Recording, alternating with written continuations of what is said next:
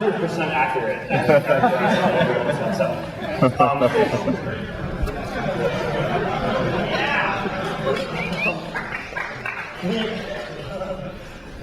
I don't know. I mean, I started building this because I like building stuff, right? So, when I was in college, and even before that in high school, so D'Angelo was up here a few ago talking, right? And we went to high school together. We built all this stuff together. And when I went to college, I just built a lot of stuff by myself. And most of the stuff had this property that I built it for myself, right? So whether it was a music player or just different tools that I would build to make my computer work more the way that I wanted it to. I never had to make something that was going to be used by other people. So Facebook was different because that and a couple of other tools and things that I started building when I was in college, they all had this property that in order for it to really work and get people sharing information with each other people had to use them. So started building products and thinking about consumer products in that way. But the whole time I've really just been focused on building this because I think it's a good thing to do and it's fascinating. And I guess my philosophy towards business has evolved a bit, where earlier on I just really didn't think that Facebook was going to be a business. I didn't care about starting it as a business. I wanted to do it because I thought it was a really interesting and valuable thing to be building.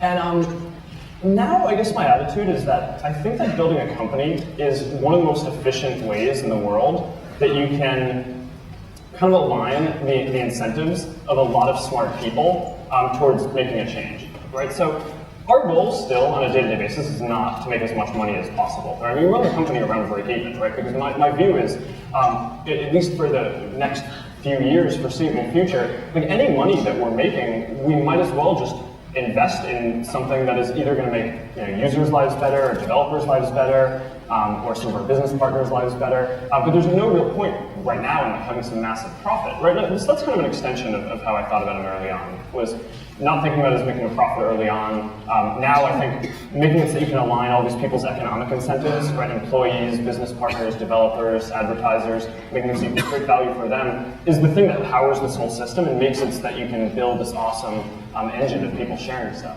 So I don't know, that's how I think about it now. Okay. So back to when you got started, what if you could do something differently from a technical standpoint? What would it be? And what was the coolest technical hack that Facebook ever pulled off? So there's a really good one, but I can't talk about it yet.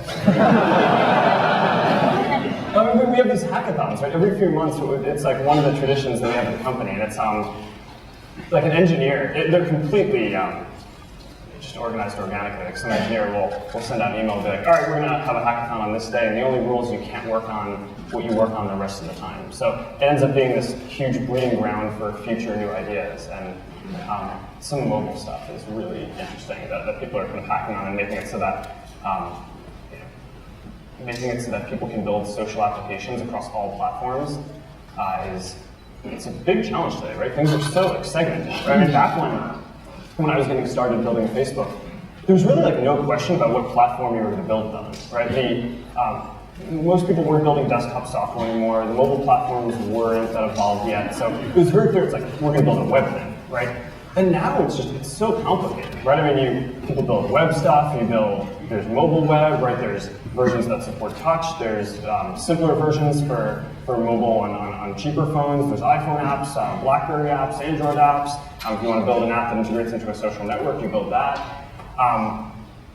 Building stuff that can seamlessly kind of integrate across all those, I think is going to be a pretty interesting thing. So that's one of the cool things that I think will be coming up soon. In terms of the biggest mistake that we made technically, I think it's how we architected the first version of the platform.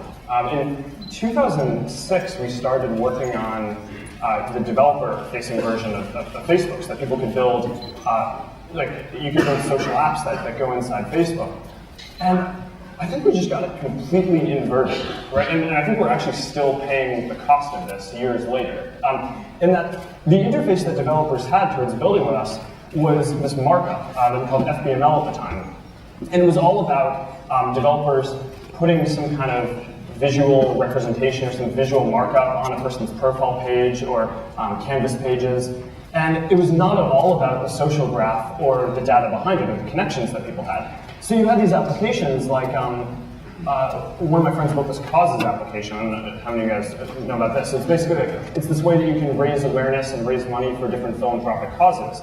And the basic way that it works is they built it as a Canvas app, and it works inside Facebook, and they have tens of millions of users, and it's working pretty well. But fundamentally, if you're connected to a cause, that's not stored in the same kind of social graph store as the rest of our connections, right? So you go to search for a cause and the type ahead, it's not there, right? You want to see a newsfeed story that shows that 5 of your friends joined the same cause, that's not there. And I think that the fact that we architected that wrong up front and made it so it was all about this visual markup, then made it so that we had to go change all this stuff and thrash a bunch of developers, which I think we're still kind of paying the cost of now in terms of trying to make the platform very stable and a place where a lot of people want to invest. And obviously, it's not killing us, right? I mean, I think there's 1 million developers or something building on top of the platform, so that's going pretty well. But it's taken us years to get to that point. So I think just being careful about how you architect this stuff up front is very important.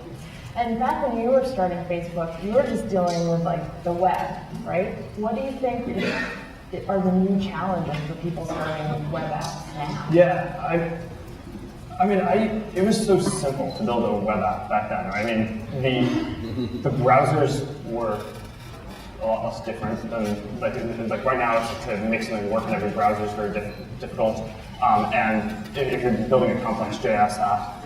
But at the same time, there's all these different mobile platforms, right? So if you want to build an iPhone version, Android version, BlackBerry, iPad, right, that's kind of complicated.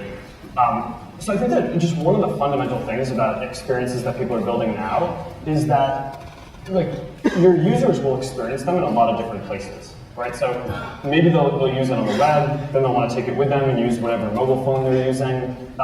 One great way to spread your application is to do a social network integration, because what that does is it can expose activity that your users are taking to people who are not yet using your app, right, who are their friends in other contexts.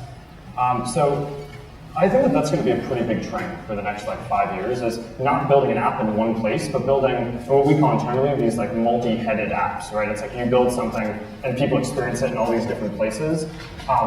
So making it so that you can build once and kind of have in a lot of these different places, I think is going to be very valuable. But in terms of thinking about building your own startups, I would definitely think about the advantages of building in all these different places, right? Web is very easy, mobile makes it so that you can take it with you everywhere you go. Building inside a social network makes it so that you get so much more exposure to all these different users who are not yet using your stuff. Cool.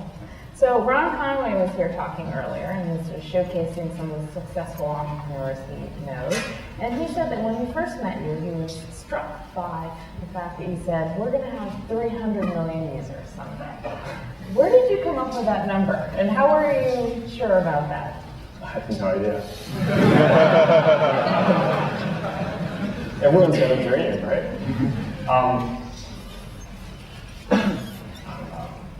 Ron is amazing. You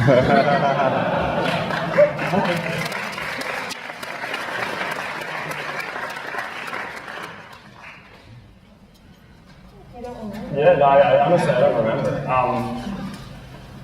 I guess when you're talking to someone like that, you want to put on your best version of what you think could happen. I'm glad we got to the bottom of that.